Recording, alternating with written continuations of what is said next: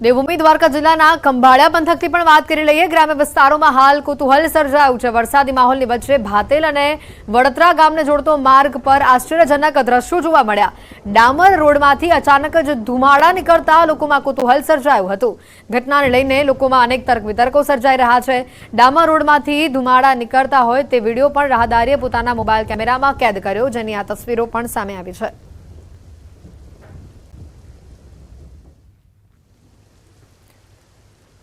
વાત કરીએ બનાસકાંઠાથી તો કાંકરેજમાં માત્ર એક જ ઝાપટામાં પાણી આખું થઈ ગયું। કાંકરેજ જૂના બસ સ્ટેન્ડ વિસ્તારમાં પાણી ભરાયા છે। વરસાદી પાણી ભરાતા સ્થાનિકોમાં હાલાકી જોવા મળી રહી છે। સામાન્ય વરસાદમાં જૂના બસ સ્ટેન્ડમાં પાણી ભરાતા પ્રી મોન્સૂન કામગીરી ઉપર સવાલ ઉઠી રહ્યા છે।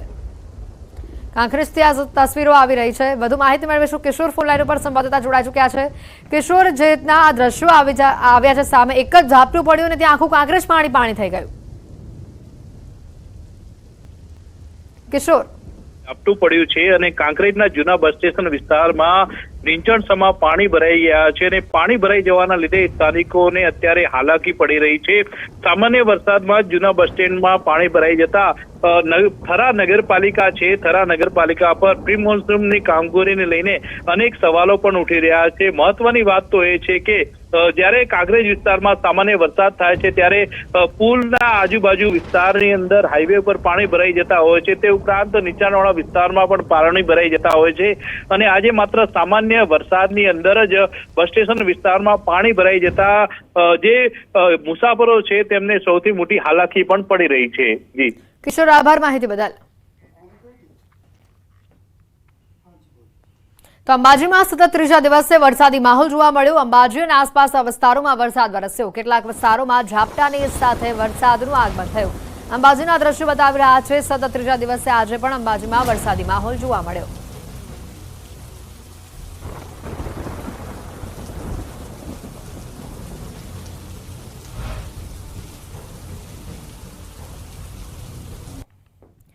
અરવલ્લી યાત્રાધામ શામળાજીમાં ધોધમાર વરસાદ થયો। અસહ્ય ઉકળાટ બાદ વરસાદ વરસતા વાતાવરણમાં ઠંડક પ્રસરી। વાવેતર બાદ વરસાદ વરસતા ધરતીપુત્રોમાં ખુશીનો માહોલ જોવા મળ્યો।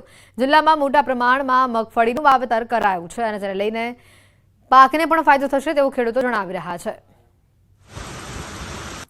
વાત કરીએ પાટણથી તો કેટલાક વિસ્તારોમાં વરસાદી માહોલ જોવા મળ્યો। પાટણ અને રાધનપુરમાં ધીમી ધારે વરસાદનું આગમન થયું। વરસાદના આગમનથી ધરતીપુત્રોમાં આનંદ જોવા મળ્યો। વાવણી લાયક વરસાદ થાય તેવી સૌ ખેડૂતોને હાલ આશા બંધાઈ છે।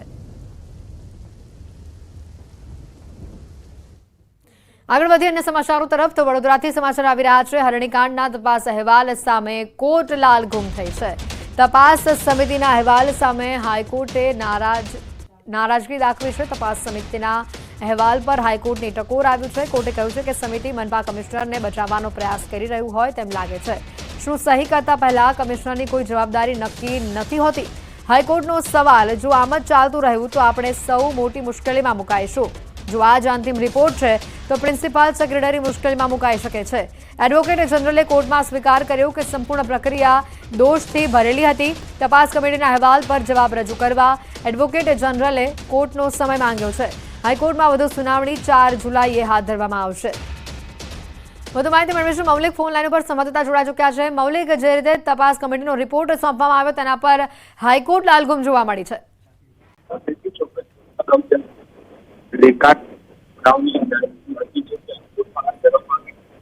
ત્યારે પણ તપાસ સોંપવા માટે કહેવામાં આવ્યું હતું, પરંતુ સમયમાં આખા બિલકુલ મૌલિક, આભાર માહિતી બદલ। સુરત શહેરનો બસના એક મુસાફરનો કંડક્ટર સાથે માથાકૂટ કરતો વિડીયો વાયરલ થયો છે। દરવાજા પાસે કેમ ઊભો હતો તેમ કહીને બબાલ કરી મુસાફરે બસના કંડક્ટરનો કોલર પકડ્યો। કંડક્ટરે કોલર પકડવાની ના પાડતા પોતાની બેગમાંથી મોટી માત્રામાં રૂપિયાના બંડલ કાઢી કંડક્ટરને બતાવ્યા।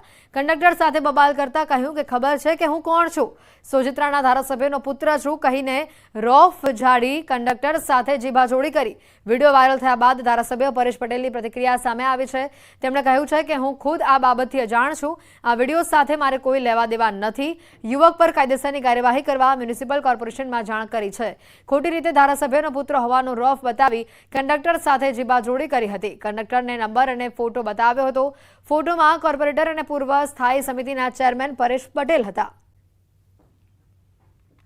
તું મારો કોલર કેમ પકડો પેલા ઈ કે સૌથી પહેલા તું મારો કોલર તારા ભાઈ મારે હું ભિખારી સમજું મારે હું પૈસા જોવું હે તું પેલા કે મારો કોલર કેવી રીતે પકડો તું ગલે ને કે કોઈનો બી છોડો ઓ ભાઈ કોલર ઉપર કોઈ દિવસ હાથ નહીં નાખો ને સૌથી પહેલા જ કહી દઉં અહીંયા ઊભો પોલીસ બોલાવી લો પહેલા જ કહી દઉં છું મેં બોલાવી લેવા છોકરો છે બીજેપી નો કહી દેતા કોણ છે તું મારો બાપ બતાવ્યો તને કે નહીં બતાવ્યો તો તારા બાપા જે બી હોય તારા બાપા જે બી હોય તું મારો કોલર કેવી રીતે પકડે ભાઈ તું મારો કોલર કેવી રીતે પકડે તો આને ઓળખીને મારે શું કામ તું મારો કોલર કેવી રીતે પકડો એ કે ચાલ દરવાજામાં કેમ ઊભો તો સાઈડમાં જ ઊભો તો બોલતો જ નહીં વરસાદ ચાલુ છે દરવાજામાં ઊભું રહેવાનું છે મેં તને એવું કીધું કે આગળના ગેટથી ચડવા લાગજે બરોબર પોલીસ સ્ટેશન જ્યાં હોય ત્યાં ફોન કરી દે તું ફોન કરી દે ને ભાઈ પણ તું મારો કોલર કેવી રીતે પકડો પેલા ઈ કે કોલર કેવી રીતે પકડ્યો હું કામ પકડો તે તમે ઊભો તો એટલે પકડ્યો હા રસ્તામાં કામ ઉપર ચડીને હું કામ પકડતો તો અને તું જે બી હોય આને સમજાવ તું આમાં જ પેલા જે બી ઓન ડ્યુટી છું મેં મારો કોલર કેવી રીતે પકડ્યું ધારાસભ્યનો છોકરો છું અરે ધારાસભ્ય જો તેલે ઓન ડ્યુટી છોકરો પર હાથ કેમ ઉપાડે છે કોલર કેવી રીતે પકડે છે તું તે કોલર કેમ પકડો ઓન ડ્યુટી છું મેં અત્યારે ઓન ડ્યુટી છું મેં અત્યારે હાલમાં ઇન્ચાર્જને ફોન કર કોણ કર ઉભો રે વધુ સમાચાર આવી રહ્યા છે દુબઈથી ચાલતા સોનાની દાણચોરીનો પર્દાફાશ થયો છે સોનાના પાવડરની આડમાં થતી હતી તસ્કરી દુબઈથી ધર્મા નામનો વ્યક્તિ રેકેટ ચલાવતો હોવાનું સામે આવ્યું છે ટ્રાફિક પોલીસની સતર્કતાથી 80 લાખનું સોનાનું પાવડર કબજે કરાયું છે ઓઢવ પોલીસે શુભમ પેઠીવાલા મોહમ્મદ ફરાજ અને ભુવનેશ્વરસિંહ સોઢાની ધરપકડ કરી છે મુખ્ય સપ્લાયર ધર્મા રાજેશ અને સોનાનો પાવડર આપનાર ફરાર છે ઓઢવ પોલીસે સમગ્ર મામલે વધુ તપાસ હાથ ધરી છે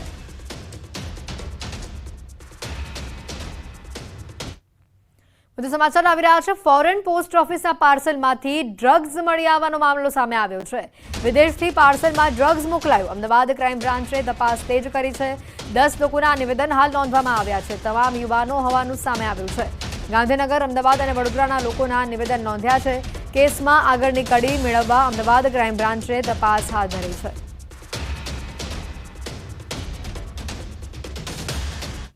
સમાચારોમાં હાલ રોકાઈશું એક બ્રેક માટે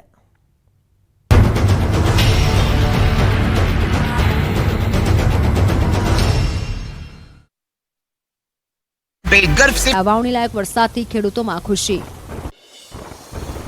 બનાસકાંઠામાં જામ્યો વરસાદી માહોલ અમીરગઢ ઇકબાલગઢ પંથકમાં પવનના સુસવાટા સાથે વરસ્યો વરસાદ ભારે ઉકળાટ બાદ વરસાદ થતા ગરમીમાં આંશિક રાહત મળી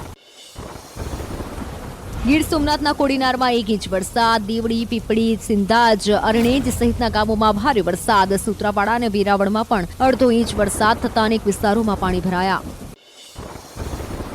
પોરબંદરમાં સિઝનના પહેલા વરસાદે તંત્રની પોલ ખોલી 2-2.5 ઇંચ વરસાદમાં જ રસ્તા થયા પાણી લેવલ વગરના રસ્તાના કારણે નથી થતો પાણીનો નિકાલ પાલિકાની પ્રી મોન્સૂન કામગીરી સામે લોકોમાં રોષ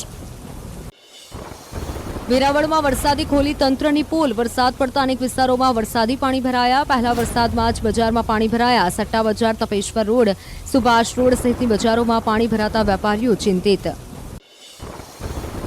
સુરેન્દ્રનગર જિલ્લામાં વરસાદી માહોલ ધ્રાંગધ્રામાં વાદળછાયા વાતાવરણ વચ્ચે વરસાદનું આગમન ધ્રાંગધ્રાના અનેક વિસ્તારમાં વીજ પુરવઠો ખોરવાયો શહેરીજનોને ગરમીમાં મળી આંશિક રાહત